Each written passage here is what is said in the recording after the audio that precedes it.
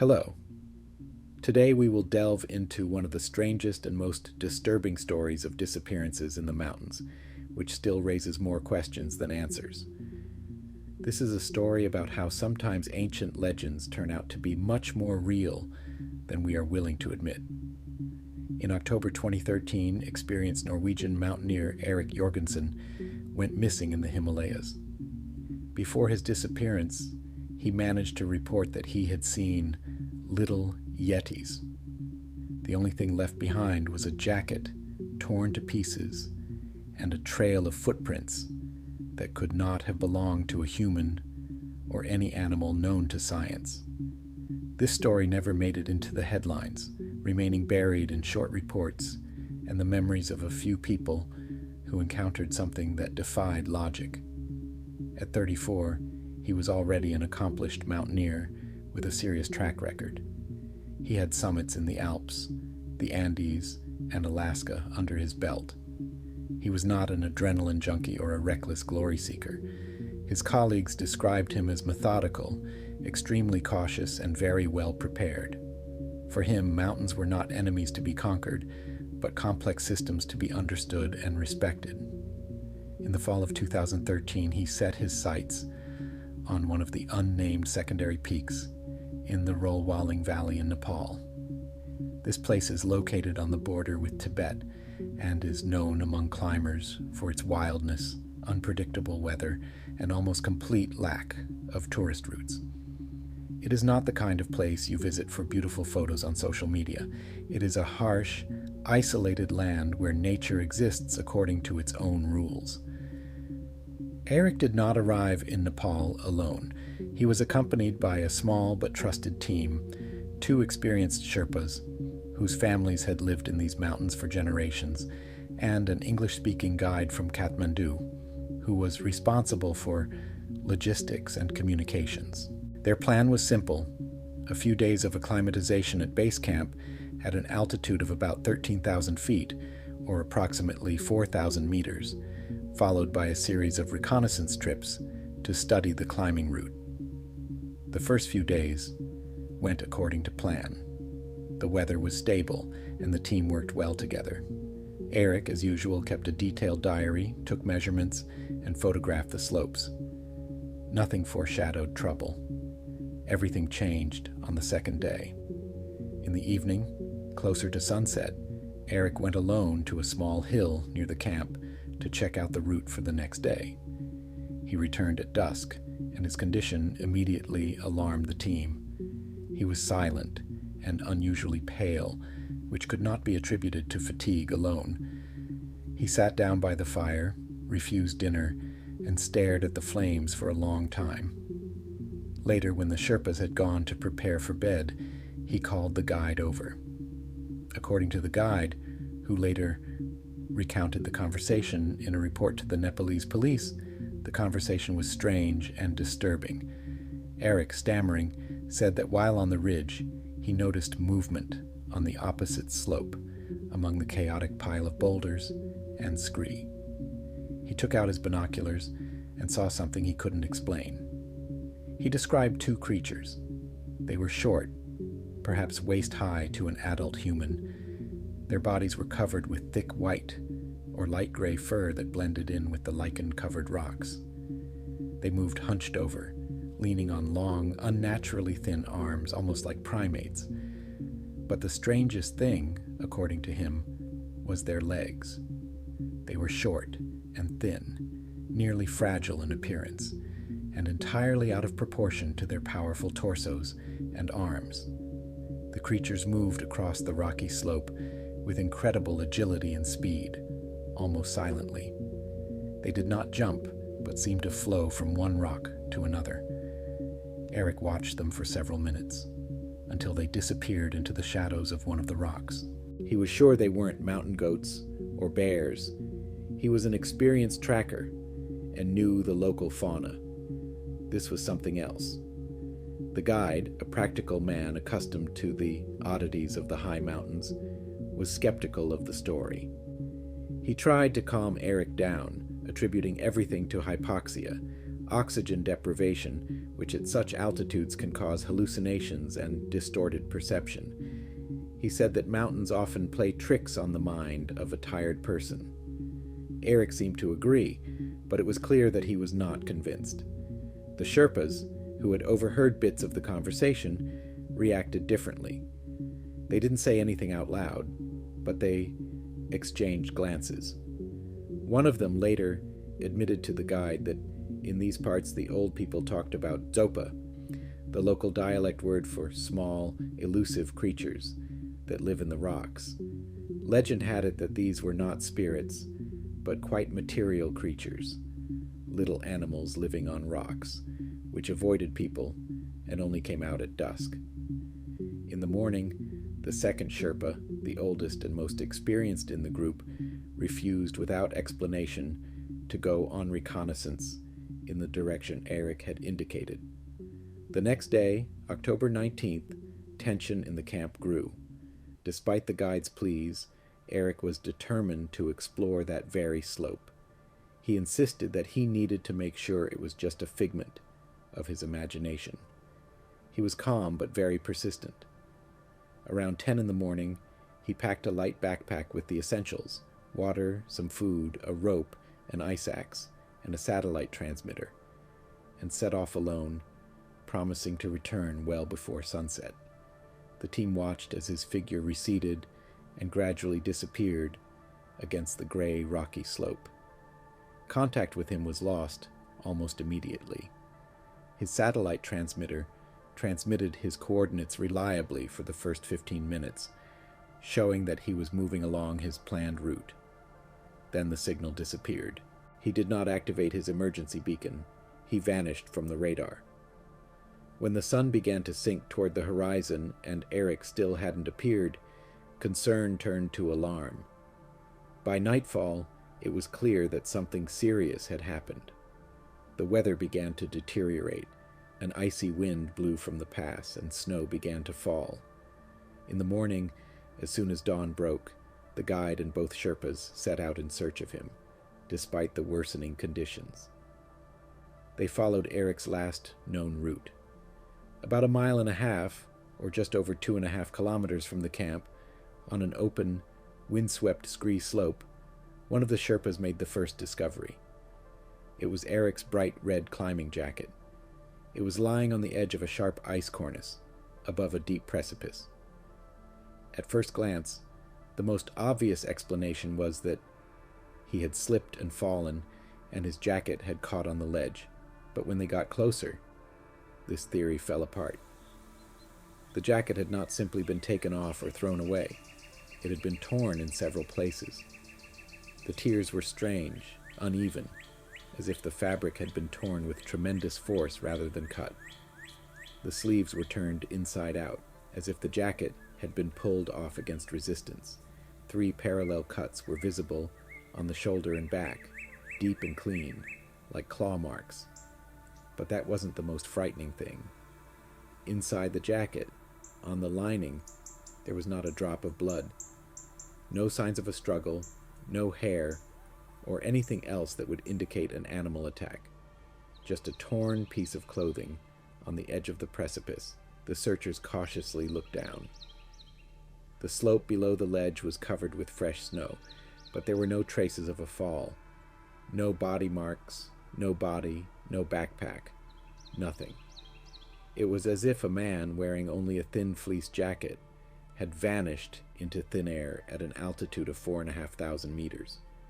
What happened next took the situation beyond the realm of an accident and turned it into something inexplicable. Leaving one Sherpa with the jacket, the guide and the second guide began to examine the area around them methodically. The snow that had fallen during the night covered the ground with a thin, uneven layer. But in some places, sheltered from the wind, it lay perfectly flat, creating a flawless canvas for any footprints. And it was there, a few meters from the torn jacket, that they found the tracks.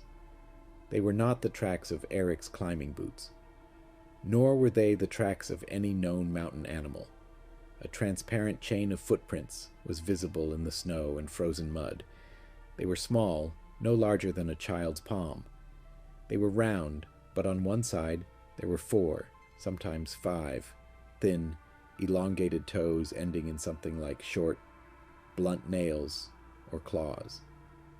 The heel was almost non-existent, with most of the weight on the front of the foot. The depth of the prints indicated that the creature was light in weight. There were 2 chains of prints. They ran parallel to each other, sometimes converging, diverging. They did not lead down into the abyss or back to the camp. They veered off to the side, traversing the steep slope toward a jumble of sheer rocks and narrow crevices. The guide stared at the tracks in a daze. He couldn't come up with a single rational explanation. The Sherpa standing next to him reacted differently. He crouched down, looked closely at one of the prints, then stood up straight and said just one word. Zopa. There was no surprise in his voice, only a dull, deep-seated fear. For him, this was not a discovery. It was confirmation that they had trespassed where they should not have. At that moment, Eric's story about small, hunched creatures ceased to be a hallucination. It became the last eyewitness account. Further down the slope, Eric's tracks, clear imprints of his heavy boots with cat's paws, were mixed with the tracks of these creatures. The picture they reconstructed was gruesome. It didn't look like he was running away from them. On the contrary, he was walking toward them or parallel to them.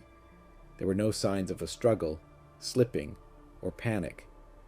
Just 3 chains of tracks, 1 human and 2 alien running together. This continued for about 100 meters, and then Eric's tracks disappeared.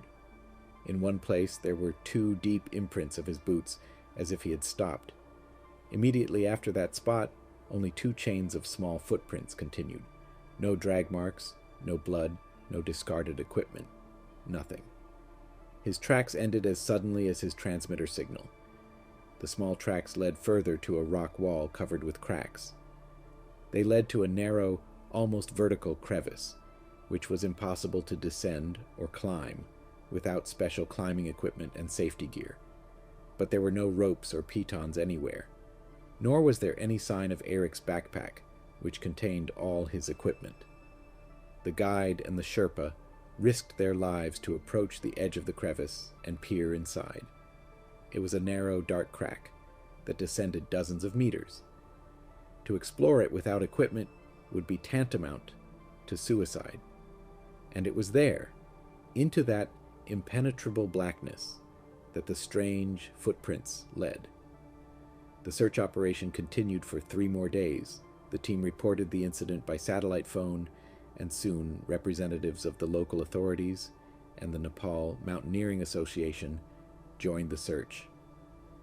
A helicopter was called, but due to strong winds and high altitude, it was only able to make a few flyovers, which yielded no results.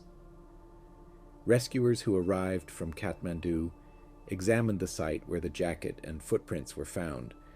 They took photographs and compiled a report, but their conclusions were disappointing. They confirmed that the footprints did not belong to a human being. They also confirmed that it was impossible to descend into the crevasse without equipment. Eric's backpack, ice axe, and other equipment were never found. The official investigation was brief and perfunctory. The Nepalese authorities were not interested in inflating a story that could scare away the few tourists who visit this wild region. A representative of the Norwegian consulate, who arrived in Kathmandu, reviewed the case files, listened to the guide's confused account, and heard the Sherpa's testimony, who were reluctant to talk about Zopa for fear of ridicule. In the end, the case was closed with extremely vague wording. The official report, a copy of which was later given to the Jorgensen family, stated, "Disappeared while on an independent reconnaissance mission. Causes unknown. Traces found at the scene do not match climbing boots or known local fauna.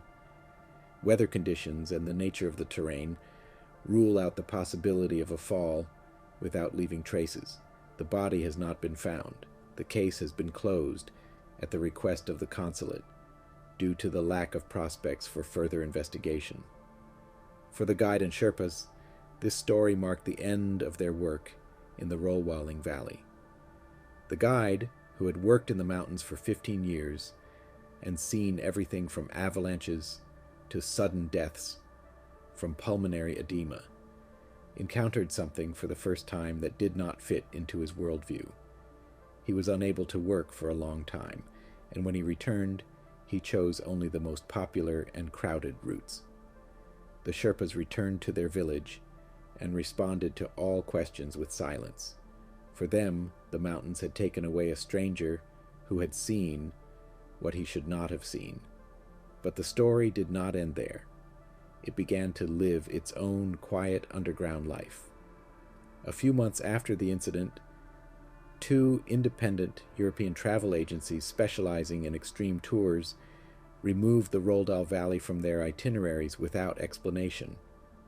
Officially, this was explained by unstable weather conditions and logistical difficulties. Unofficially, rumors began to spread among climbers. Rumors about a Norwegian who was looking for adventure and found confirmation of ancient legends. Rumors about small, silent creatures that take people away without leaving a trace. And about traces resembling children's handprints that lead to a place from which there is no return. Officially, the case of Eirik Jorgensen was buried in the archives, but for his family in Norway, the story could not end so simply. His younger brother, Lars, an engineer by profession, refused to believe the vague wording of the report. He was convinced that there was more to Eirik's disappearance than just unknown causes. Over the next 2 years, Lars, driven more by a desperate need for answers than by hope, returned to Nepal several times. He did not organize new search expeditions that would have been pointless and prohibitively expensive. Instead, he chose a different tactic. He began talking to people. His goal was not to gather evidence, but stories. With the help of a translator hired in Kathmandu, an elderly historian specializing in local folklore, he began methodically interviewing old-timers, retired Sherpas, monks in remote monasteries, anyone who might know the legends of the Rolwalling Valley, not as tourist tales, but as part of their lives. At first he was met with a wall of silence. People were reluctant to talk about it, but his sincere grief and persistence gradually uncovered layers of information that would never have made it into a police report. And the picture that began to emerge was far more terrifying than a simple attack by a wild animal. The first person to speak was an ancient Sherpa who lived in a village a couple of days' journey from the valley. In the 1960s, he worked as a porter for a small Swiss expedition. He said that for several days, someone had been following their group. At night, they heard strange noises, something between high-pitched chirping and the sound of stones being knocked together, as if someone were moving across the scree at an unnatural speed. In the morning, they found small footprints around the camp, which the senior porters ordered to be trampled immediately. One of the Swiss, a geologist who often strayed from the group in search of samples, did not return in the evening. They searched for him for 2 days. All they found was his geological hammer at the entrance to an ice cave. No body, no backpack. The official cause of death was a fall into a crevasse. But his tracks, added the old man, looking toward the mountains, didn't lead to the crevasse. They just ended in a flat spot, just like your brother's.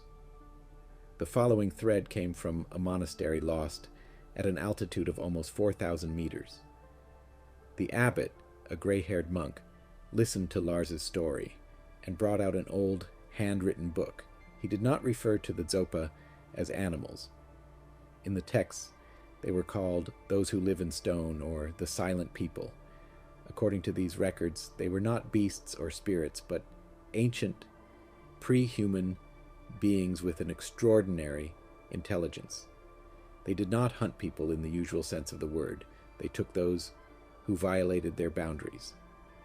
The text mentioned that they could turn people's eyes away and confuse their thoughts, causing them to go where they shouldn't or not see danger right in front of them. This would explain the most terrifying detail in Eric's story, why his footprints were next to those of these creatures. Perhaps he wasn't panicking. Maybe he didn't fully grasp what was happening, driven by an alien, incomprehensible will. But Lars learned the most essential thing in the last village, at the very entrance to the Rollwalding Valley. The local elder listened to him, remained silent for a long time, and then asked the interpreter where exactly his brother's camp had been set up. When Lars pointed to the spot on the map, the older man's face darkened. He said that the place had its name, which was not marked on the maps. They called it the Silent Cliff. For centuries, shepherds had not taken their livestock there, and hunters avoided it, even if they saw game there. When asked why, the old man replied, "People don't always come back from there. They're not found dead. They just don't come back. They say the Silent Cliff is their door, and they don't like it when someone stands at their doorstep." Lars Jorgensen found no physical evidence. He brought nothing back from Nepal that could be handed over to the police. He returned home with a load heavier than any equipment, scattered stories, half-forgotten warnings, and old fears. They did not answer the question, how did Eric die? But they did answer the question, why? His brother, without knowing it, had set up camp and gone exploring in a place that had been considered off-limits for centuries. He had crossed an invisible border, and he had encountered those who guarded it. This secret remained there, in the mountains, in the Rollwalding Valley, in the very place called the Silent Cliff. And this place still keeps its silence.